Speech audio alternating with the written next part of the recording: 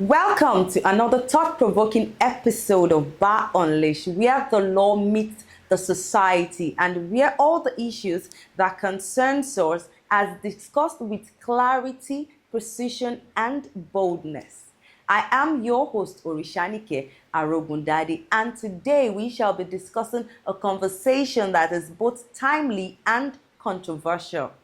So, the National Assembly has proposed a bill that has just passed the second reading that Nigerians that are eligible to vote but fails to vote will either face a jail term of 6 months or a fine of 100,000 naira for non-voting. Joining me on this episode is the seasoned constitutional lawyer, Barrister Adeola Onikoyi, who will help us to dissect this topic and also know whether it is constitutional or it infringes on the rights of the citizen. Barrister Adeola, we welcome you to the show. Great to be here. So, Barrister Adeola, can you please introduce yourself for our audience? All right.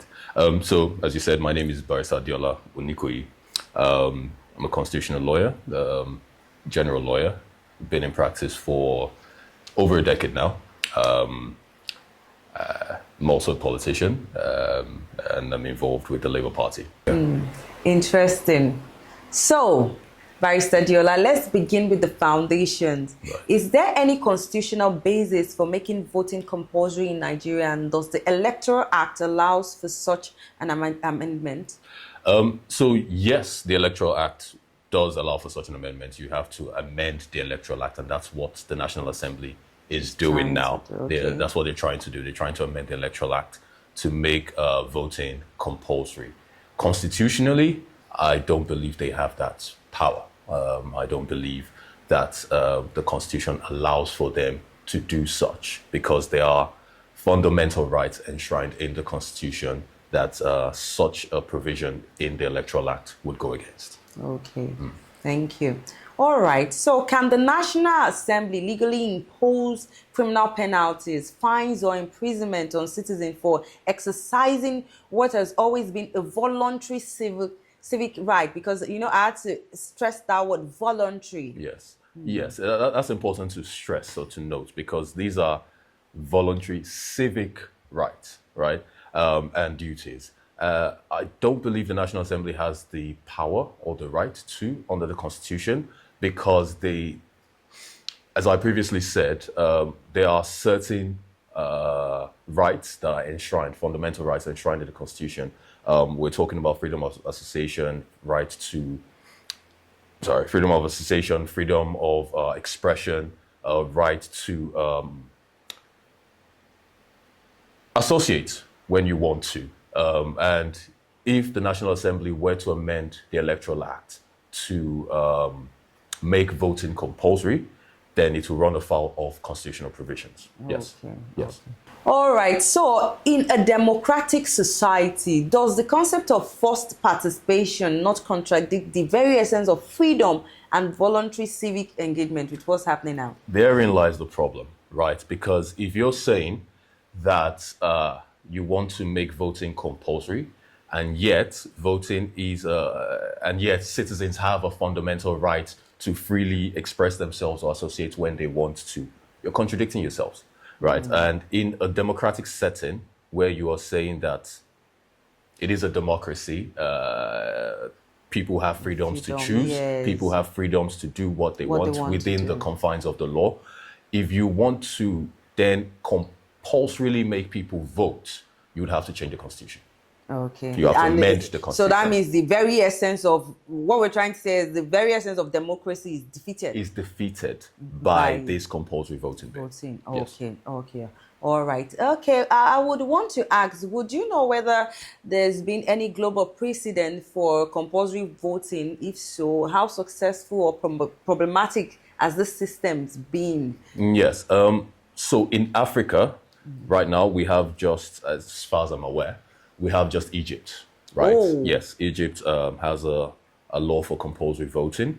But then again, we also have to realize that each country has its own history, its own unique history, and its own reasons for existence. And so for the For Egypt, we need to remember the history of how Egypt has come about and the part the military has played. Okay. Yes, the part the military has played in Egyptian society, in Egyptian quote unquote democracy, right? In the Western world, Australia makes voting compulsory. Yes, Whoa, Australia okay, Australia makes voting interesting. compulsory, and obviously there are always arguments for and against. Right, those who are against usually say that it leads to waste of resources. Right, Okay. because what you then start to do is people start to the government starts to investigate and in some cases prosecute those who are eligible to vote But or did who not. did not Okay. vote, which is, in my opinion, a waste of government resources. Exactly, and even time wasting It when is we time have wasting. other pressing issues. Yes. Like, okay, now practically speaking, Yes. how can the Nigerian government enforce this law in a country where every voter registration and PVC collection are still fraught with logistical problems and all? Therein lies the issue. You've just said it. We are still dealing with PVC collection today. We're still dealing with PVC collection, and this is a process that started almost 10 years ago, over a number of years ago, over 8 years ago or so, and we're still dealing with that, dealing with right? it now. And if we then start to say we want to make voting compulsory, we would first have to deal with the issue of identifying eligible voters and making sure that they are eligible and alive. If you remember during the last election, there were issues of people talking about people on the voters register who have died, right? People on the Wow. people on voters Yes, registers who have yes. been or who have relocated and still on the voters registers, right? So we're still yet to clear that up, right? And if we start adding compulsory voting to it, firstly we have to identify those who have to vote, who have to compulsorily vote. We have to identify that. Then going on from there, if we then identify that, okay, there's certain people in certain areas that haven't voted to the extent that they should, would the government then go house by house to start asking or In prosecuting? fact, I think even in the last election, people had the beavers. I mean, what did they call it? They have issues. Beavers were even not that working. did not work. Because I feel those are issues that has not been addressed. Yes. We have situations where people are scared of going out to vote because of they're scared for their lives. Intimidation. Because of the stuffs are happening. We Yes. see so many things we can't really talk about going on in all these electoral places. Yes. And these things are not really addressed. But you are still saying, despite all the we have cases like the last election, so many people lost their lives. Yes. So many people are maimed. Like so many things happened. But all these things were not addressed. These are the root causes. They are like They are not being addressed. they're not being addressed. Yes. But you are still expecting people to go out because for me it's risky. I won't go and risk my life because I want to vote. In as much as I know it's my duty and I really want to actually exercise my right to vote. But how sure am I, like when I get to that voting center, I'm protected? Yes. Or because someone will not ask me, if you don't vote for APC or PDP here, You better something go. will happen to you. You know, these are things we are not yet addressed. The government hasn't addressed. Therein lies the problem because the National Assembly should address these root causes, right? They should be asking themselves, why are people not coming out to vote? Not, trying to compulsorily make people come out to vote. They should be asking themselves, what are the reasons why, even when, elections are happening, there is voter apathy, right? What is the reason for that? And those are what should be addressed rather than Those are valid taking the questions. jackboot approach, which is the normal Nigerian thing. That's terrible. Anyways, going forward, please, I would like to ask, what do you think, what happens to marginalized or disenfranchised groups, like those who genuinely cannot vote due to access to issues or systemic barriers and all? Yes, that is also another issue that we're still dealing with. So take Lagos State, for example. There are several islands in Lagos State, right, that don't have access to be able to vote, right? Wow. Ballot boxes don't reach those islands. Yeah. Right? And those voters are unable to come from the islands to the mainland to vote. And so automatically they are disenfranchised. okay. And that is happening right now. Wow. So if we then add the issue of a compulsory voting bill to it, what then would we say would happen to these people? Would there be exceptions within the bill to say that, okay, if it is impractical or impossible for you to vote, you won't be prosecuted? Would that be in the bill? Or would the National Assembly say that, whether or not you have access, you must shall find your way to vote, or we will prosecute you. Or okay, even we were talking about it, like all this island now. How do they even get access to voting materials? How do they get access to voting materials? Most of the time, voting materials do not get to them. It doesn't even get to So them. those are the issues that should be addressed, not compulsory voting. Wow. So do you think such a bill could actually increase voter turnout, or would it instead provoke a resistance and deepen civic disengagement? It would increase voter turnout. Yes. We are in Nigeria. We are people that love to comply. We're people that love to conform. Wow. And so when, if the National Assembly were to pass this bill, I'm sure it will be challenged in court and it will be struck down as unconstitutional. But if it, in an alternate scenario, in an alternate world, where this were to happen and the bill was passed and Nigerians are aware of it, I can bet you that on election day, Mama, Papa, Pikin, and Pikin's pets will drag themselves to the polling booths to vote because Nigeria has said they will go to jail.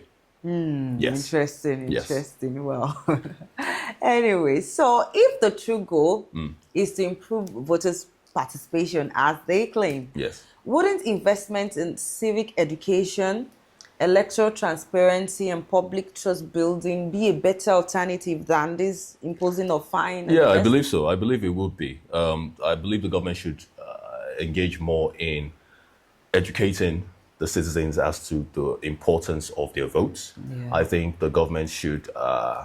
I think INEC should be unbundled.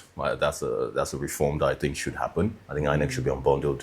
It is doing too much for one organization. Voter engagement, civic engagement, training of staff, running of elections, collation of results, announcement of results. INEC is doing way too much, so it should be unbundled. But I believe the government should invest more in security on election day too, so that people are not intimidated in their areas where they vote. Okay. All right. As a legal expert, what reform would you propose to genuinely encourage active and informed voters' participation without compromising constitutional rights? That's the part I wanted to say. We just need to unbundle INEC, right? We just need to unbundle INEC to make it an organization where, of course, it has its different units and the likes, but it's still all under one body.